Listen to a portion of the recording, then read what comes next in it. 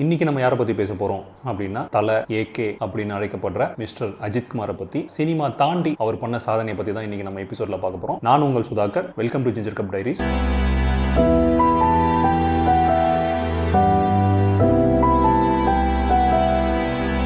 Preventic 24 Hours European Endurance Championship 2025 series ரீசெண்டாக complete ஆயிருக்குங்க. அதில் தான் அஜித்குமார் ரேசிங் அண்ட் டீம் வந்து ஓவரால் அந்த ரேஸில் 3rd பிளேஸில் ஃபினிஷ் பண்ணியிருக்காங்க. இது நமக்கும் நம்ம தமிழ்நாட்டுக்கும் ஓவரால் இந்தியாவில் ஃபர்ஸ்ட் ஒரு டீம் யூரோப்பியன் சாம்பியன்ஷிப்பில் பார்ட்டிசிபேட் பண்ணிட்டாங்க. இது நம்ம எல்லாருமே பெருமைப்பட வேண்டிய ஒரு விஷயம். இது எப்படி கம்ப்ளீட் பண்ணியிருக்காங்க அப்படின்னு பார்த்தீங்கன்னா, இது வந்து 992 AM கிளாஸ் கேட்டகரியில் வந்து கம்ப்ளீட் பண்ணியிருக்காங்க. இந்த 992 AM கிளாஸ் கேட்டகரின்றது போர்ஷே 911 GT Cup 3 அந்த டைப் கார்ஸ் 24 ஹவர்ஸ் சீரீஸ் தான் இது டிஃபைன் பண்ணுது. இந்த ரேஸ் வந்து இத்தாலி, பிரான்ஸ், பெல்ஜியம், ஸ்பெயின் ஆகிய கண்ட்ரிகளில் நடந்திருக்கு. இந்த கண்ட்ரீஸில் ஒட்டுமொத்தமாக நடந்த 5 போட்டியில் தான் நம்ம அஜித்குமார் ரேசிங் டீம் வந்து ஃபினிஷ் பண்ணி 3rd பிளேஸ்க்கு வந்திருக்காங்க. முதலே சொன்ன மாதிரி first Indian team to complete European 24 hours சாம்பியன்ஷிப்பை கம்ப்ளீட் பண்ணதில் சாதனையும் பண்ணியிருக்காங்க. தமிழ்நாடு கவர்மெண்ட்டுமே அஜித்குமார் ரேசிங் டீமுக்கு வந்து அப்ரிஷியேஷன் நோட் பண்ணியிருக்காங்க. இன்ஃபேக்ட் வந்து தமிழ்நாடு விளையாட்டு மேம்பாட்டு கழகத்தோடைய லோகோ வந்து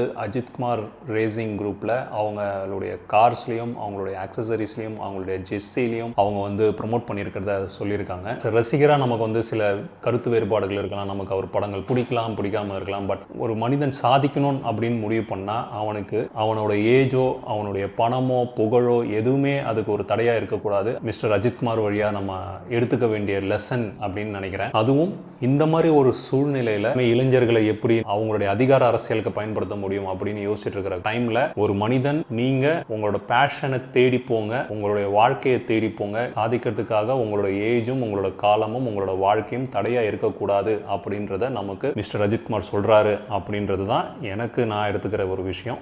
நீங்க என்ன ஃபீல் பண்றீங்க, நீங்க என்ன நினைக்கிறீங்க அப்படின்றத உங்களோட கமெண்ட்ஸ் அண்ட் ஃபீட்பேக்ல ஷேர் பண்ணுங்க. நானும் பார்க்குறேன். மீண்டும் உங்களை அடுத்த ஒரு எபிசோட்ல மீட் பண்ணலாம். நன்றி, வணக்கம்.